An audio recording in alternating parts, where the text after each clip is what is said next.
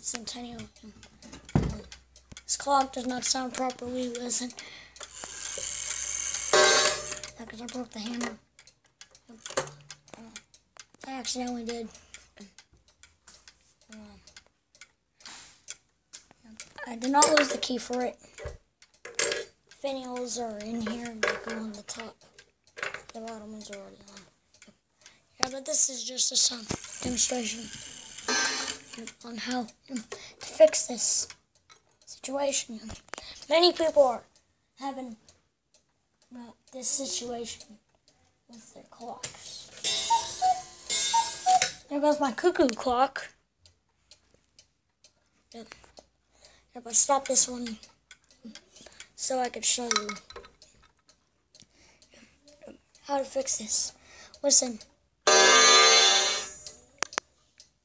Bending it so much back. It's going to fix that. Listen. It's starting to get better. Yeah, listen to that. Yeah, so you pull your hammer all the way back.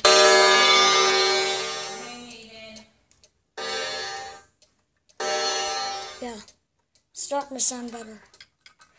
So, when I move the hand, it sounds so much better.